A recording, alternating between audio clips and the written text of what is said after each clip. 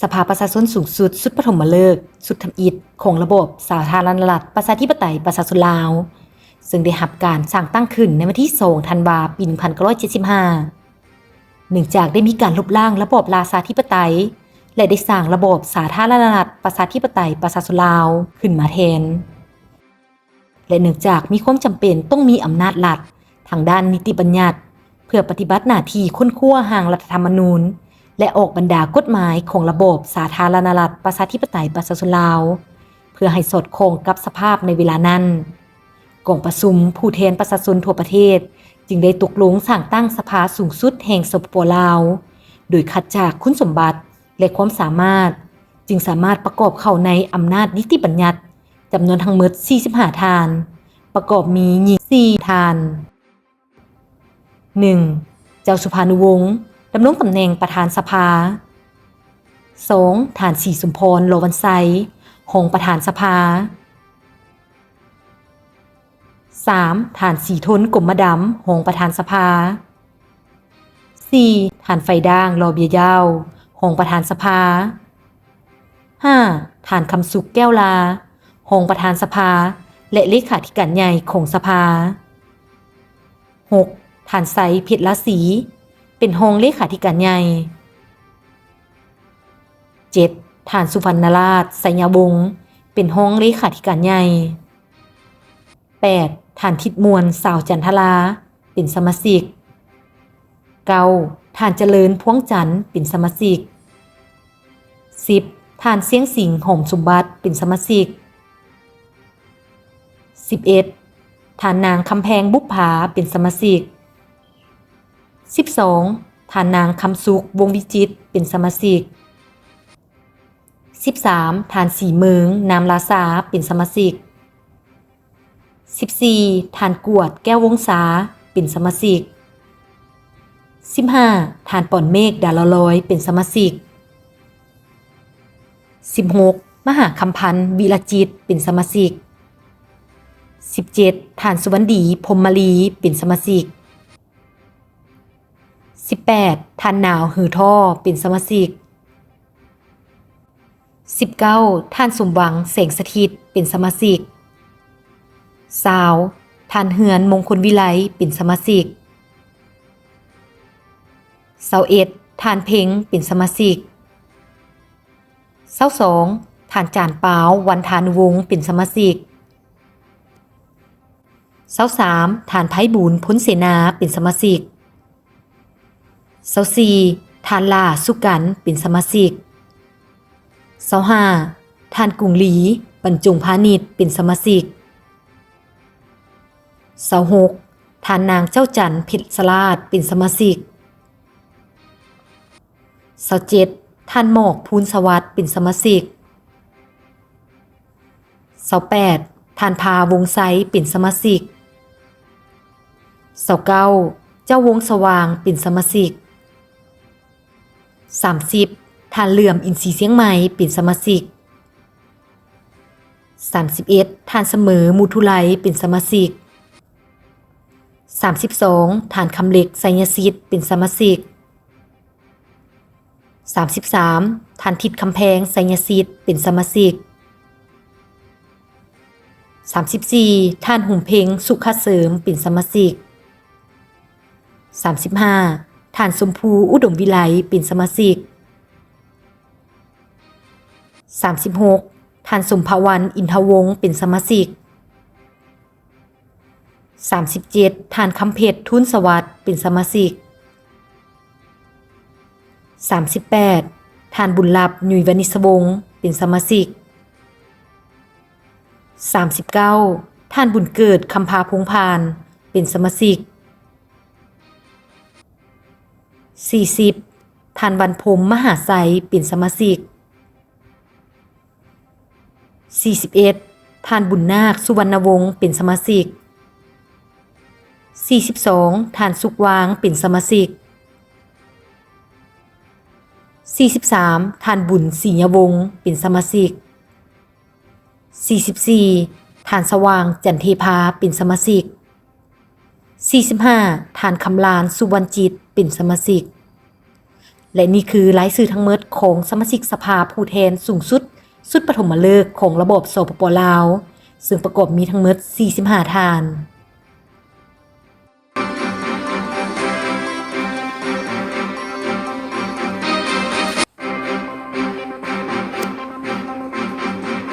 รายชื่อผู้แทนราษฎรแห่งพระราชอาณาจักรลาวตั้งแต่ปี 1947 ซึ่งย้อนขึ้นไปต้นปี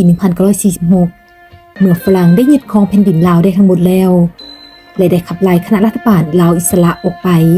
จากนครเวียงจันทน์ได้สำเร็จแล้วพระเจ้าแผ่นดินลาวเจ้าศรีสว่างวงศ์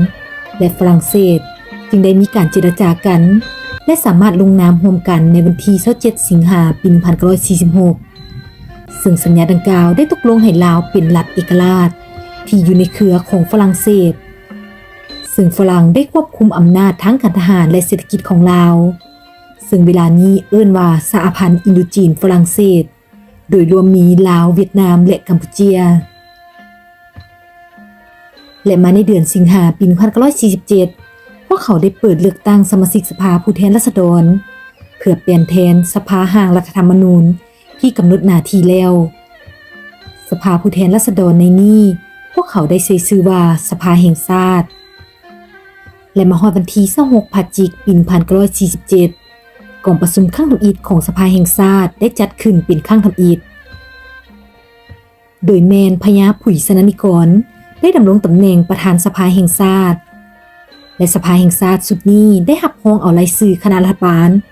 ซึ่งแมนรัฐบาลของหอสนามหลวงพระบางอันมีเจ้าสุวรรณราชเป็นนายกรัฐมนตรีมาในวันที่ 7 ธันวาคม ปี 1947 ผู้แทนราษฎรสุดอิฐในครั้งประวัติศาสตร์ของลาวได้ถูกประกาศแต่งตั้งโดยมีทั้งหมด 32 ท่านเป็นตัวแทนให้ประชาชนทั้งหมด 11 แขวงในเวลานั้น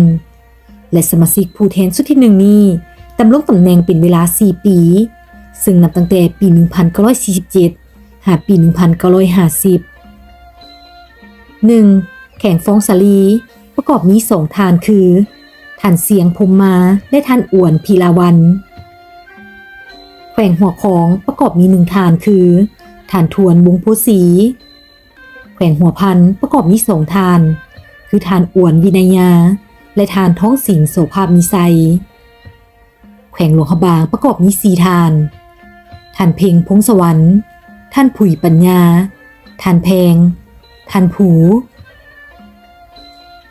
แขวงสยามบุรีประกอบมี3ท่านท่านเผ่าปัญญาท่านคำกองลาดแก้วท่านทิดมังแขวงเวียงจันทน์ประกอบมี3ท่านท่านเพ็งสุวรรณวงศ์ท่านบุ๋งสุวรรณวงศ์และท่านบุญนาคสุวรรณวงศ์แขวงคำมวนประกอบมี3ท่านท่านศรีวิไสท่านวงศ์และท่านยมมาลาแขวงเสียงขวางประกอบมี2ท่านท่านธงสวัสดิ์ท่านตุเลียลี่ฝูงแขวงสวรรณเขตประกอบมี5ท่านท่านตื้อท่านกุวรวงศ์ท่านยอท่านสุยท่านทองคำแขวงสารวันประกอบมี3ท่าน 1. ท่านหนูถักสิทธิมรดาซึ่งเป็นน้องซ้ายของท่านหนูหักสิทธิมรดาหรือท่านหนูหักพุ่มสวรรค์ 2. ท่านคำตา 3. ท่านคำสิงสนนิกรแขวงจับประซักประกอบมี4ท่าน 1. เจ้าสอนบุตรโลบัน 2. เจ้าบุญเอื้อณจำปาสัก 3. พญาผุยสนนิกร 4. ฐานธงสุทธิวงศ์นราชและหลังจากครบวาระ4 ปีมาฮอดวันที่ 2 พฤศจิกายน ปี 1951 รายชื่อผู้แทนราษฎรสุดที่ 2จึงได้ถูกประกาศแต่งตั้งจำนวนทั้งหมด 39 ท่านจาก 11 แขวงทั่วประเทศและผู้แทนราษฎรสุดนี้แม้นมีส่วนสำคัญในการเลือกคณะรัฐบาลชุดที่ 4 ของราชอาณาจักรลาวในปี 1951 โดยชัยชนะเป็นของพรรคก้าวหน้าเป็นผลให้เจ้าสุวรรณภูมิมาได้ดำรงตำแหน่งนายกรัฐมนตรีสมาชิกสภาชุดนี้ดำรงตำแหน่ง 4 ปีนับตั้งแต่ปี 1951 หาปี 1954 แขวงฟองสาลีประกอบมี2ท่าน ท่านอวนพิลาวันท่านเต็มโพธิสารแขวงหัวพันประกอบมี2ท่านท่านกินนิมพ้นเสนาท่านบาแทงประวงเวียงคำแขวงหัวของประกอบมี2ท่านท่านทวนวงโพธิ์ศรีท่านบันดีดาราแขวงตานนินประกอบมี2ท่านท่านสุวัตไสยวงศ์ท่านตู้เซอร์ลี่ฝูงแขวงหลวงพระบางประกอบมี6ท่านท่านหุ่มแพงปทุมวันท่านคำเพ็งบุกผาท่านคำเพ็งสัญญสิทธิ์ท่านเพ็งพงสวรรค์ท่านคำผุยวิไลท่านหุ่มแพงโพธิวันแขวงสยามบุรีประกอบมี2ท่านท่านเหลื่อมบุญยวงศ์และท่านคำกองลาดแก้วแขวงเวียงจันทร์ประกอบมี4ท่านพญาผุยชนนิกรท่านหลุดสดาคมพญาบวกกฎจันทปัญญาท่านเพ็งสุวรรณวงศ์แขวงคำมวลประกอบมี3ท่านท่านงูนสนนิกรท่านบุญเลิศอุบบุญคงท่านสุคำทัดแขวงสวรรณเขตประกอบมี6ท่านท่านเหลื่อมอินทรีเสียงใหม่ท่านคำผุยพระจันทร์ศรีท่านกุวรวงศ์ท่านพัวท่านหนูอิ่งรัตนาวงศ์ท่านตื้อแขวงจำปาสักประกอบมี6ท่านท่านกระต่ายดุลสโสฤทธิ์ท่านคำมณีศรีสวัสดิ์ท่านสำลีวัฒนาวงศ์ท่านบุญพรหมมหาไซท่านธงสุทธิวงศ์นราชพญาเนตรพงปีซาแข่งสารบัญประกอบมี4ท่านท่านมากวิไลสารดร.ท้องดีสุนทรวิจิตรท่านกุยหลีบรรจงพาณิชย์ท่านคำสิงสนนิกรและมาฮอดวันที่25ธันวาคมปี1955สมาชิกผู้แทนราษฎรชุดที่3จึงได้ถูกประกาศแต่งตั้งและดำรงตำแหน่งจนฮอดวันที่25พฤศจิกายนปี1959ผู้แทนราษฎรชุดนี้แม่นได้เลือกตั้งคณะรัฐบาลชุดที่6แห่งพระราชอาณาจักรลาวโดยแม่นพรรคก้าวหน้าได้รับชัยชนะและเจ้าสุวรรณภูมิมาได้ดำรงตำแหน่งนายกรัฐมนตรีผู้แทนราษฎรชุดที่3มีทั้งหมด39ท่านจาก12แขวงแข่งหัวของประกอบมี2ท่าน 1. เจ้าสมสนิท 2. ท่านศรีสุพรรณพูนประดิษฐ์แขวงฟงสาลีประกอบมี2ท่าน 1. ท่านคำเพ็งบุปผา 2. พญาปานศรีสุพรรณทองแขวงสำเหนือประกอบมี2ท่าน 1. ท่านบาแทงประวงเวียงคำ 2. ท่านพรหมมาประกรณ์คำแขวงเสียงขวงประกอบมี2ท่าน 1. เจ้านิดนอคำ 2. ท่านตุเลียลี่ฝูงแขวงหลวงพระบางประกอบมี6ท่าน 1. เจ้าสุขบัววงศ์ 2. ท่านอุ่นเฮืองนรสิงห์ 3. เพียอ้วนบุญธรรม 4. ท่านคำเพ็งบุปผา 5. ท่านเพ็งพงสวรรค์ 6. ท่านอวนวินยาแขวงสยามบุรีประกอบมี2ท่าน 1. ท่านคำเมาพุนสวัสดิ์ 2. ท่านกงคำลาดแก้วแขวงเวียงจันทร์ประกอบมี4ท่าน 1. ท่านบุ๋งสุวรรณวงศ์ 2. ท่านผุยสนนิกร 3. ท่านพญาบุตรศรี 4. พญาเปาวันธานุวงศ์แขวงคำมวลประกอบมี3ท่านคือท่านหนูพาดจุลมณีท่านงูนสนนิกรท่านคำสุทัศน์จุลมณีแขวงสวรรณเขตประกอบมี6ท่านคือท่านบุญทงวรวงศ์ท่านเหลื่อมอินทรีเสียงใหม่ท่านอุวรวงศ์ท่านหนูอิ่งรัตนาวงศ์ท่านธงสุทธิวงศ์นราชท่านธมสอนลาดยงแขวงจำปาสักประกอบมี4ท่าน 1. ท่านกระต่ายดุลสสุฤทธิ์ 2. เจ้าบุญอ้อมณจำปาสัก 3. ท่านบุญลับหนุ่ยวณิชวงศ์ 4. มหากุสุวรรณเมธีแข่งสารวันประกอบมี4ท่าน 1. ท่านเลียบสุมพลภักดี 2. ท่านซืนเมืองมณี 3. ดร.ท้องดีสุนทรวิจิตร 4. ท่านคำสิงห์สนันนิกร และแขวงอัตตปือประกอบมี2ท่านคือ 1. ท่านจำปาพรหมจันทร์ 2. ท่านกินิมพลเสนา และต่อมาเมื่อฝ่ายเวียงจันทร์และฝ่ายประเทศลาวได้ร่วมเซ็นสัญญารวมลาวครั้งที่ 1จึงได้มีการเลือกตั้งเพิ่มเติมในวันที่ 4 พฤษภาคม ปี 1958 จำนวน21บ่อนนั่ง20บ่อนนั่งแม่นเลือกตั้งเพิ่มเติม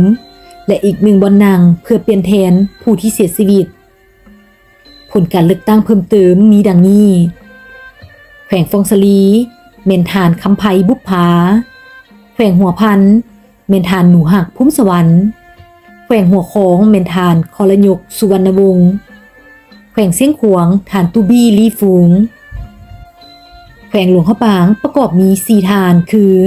1. ทานนางคำเพ็งบุปผา 2. เจ้าสุขวงศักดิ์ 3. ทานภูมิวงวิจิตร 4. ทานจันดาอุ่นทวงแขวงสยามบุรี1ทานคือทานเลื่อนบุญยวงศ์แขวงเวียงจันทร์2ทานคือเจ้าสุภานุวงศ์และมหาบุตรดีสุริยศักดิ์แขวงขมวน2ทานคือทานพูนศรีประเสริฐและทานโกงไซสีแขวงสวรรณเขต3ทาน 1. ทานภูมีนาคภูมินทร์ 2. ทานศรีสนะศรีสารและทานตาลจุลมุนตีแขวงจำปาสักประกอบมี2ทาน 1. ทานกุยลีบรรจงพาณิชย์และทานสีสะอาดพ้นเสนาแขวงสารวันประกอบมี2ทาน 1. ทานสีทนกลมดำ 2. ทานรูบัวละวงแขวงอัตตปือประกอบมี1ทานคือทานคำเลือนบุญญาแสงและมาฮอดปี 1960 สภาผู้แทนราษฎรสุดที่4จึงได้ถือการเลือกตั้งถึง2ครั้งคือครั้งที่1ในวันที่24เดือน4และครั้งที่2ในวันที่8เดือน5ปี 1960ซึ่งดำรงตำแหน่งตั้งแต่ปี 1960 จนถึงปี 1964และได้เลือกตั้งคณะรัฐบาลชุดที่11สมาชิกผู้แทนราษฎรชุดที่4นี้ประกอบมี59ทานจากทั้งหมด12แขวง 1. แขวงหัวโขงประกอบมี3ทานคือเจ้าสมสนิทท่านปานศรีสุพรรณทองท่านศรีสุพรรณพุ้นประดิษฐ์ 2. แขวงฟงสลีประกอบมี3ทานคือทานพรหมลืออินทวงศ์ทานคำเพ็งบุปผาและทานบัวเทศ 3. แขวงซ้ำเหนือประกอบมี3ทาน 1. ทานท้องสิงห์โสภามิไซ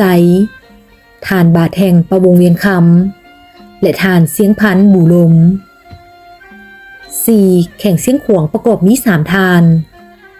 พญาบัวสีพญาวันตานวลทานบัววันนรสิงห์แขวงหลวงพระบางประกอบมี9ทาน 1. เสด็จเจ้าสุวรรณภูมิ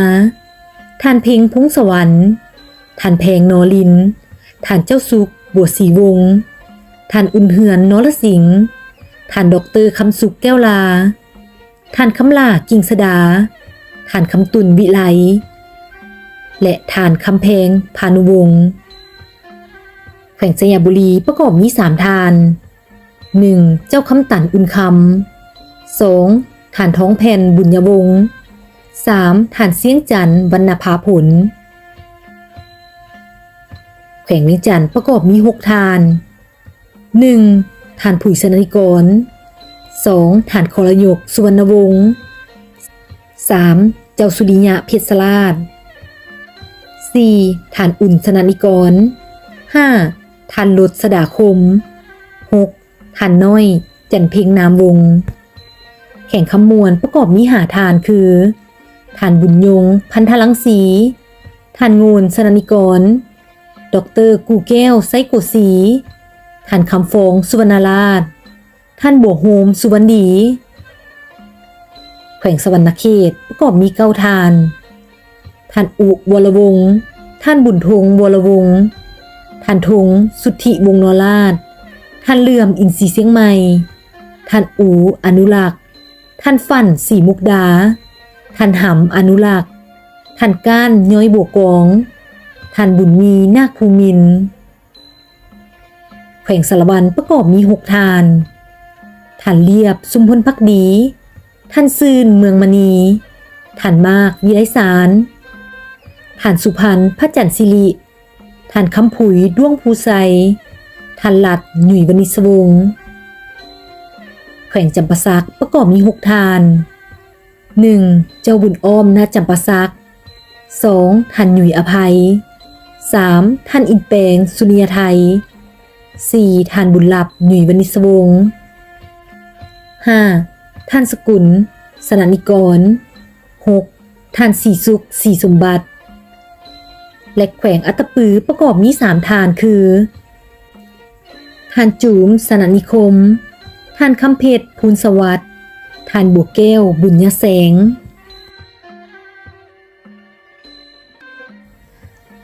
และมาฮอดปี 1965 สมาชิกสภาผู้แทนราษฎรสุดพิเศษสัวขาวซึ่งกำหนดเวลาเพียง2 ปี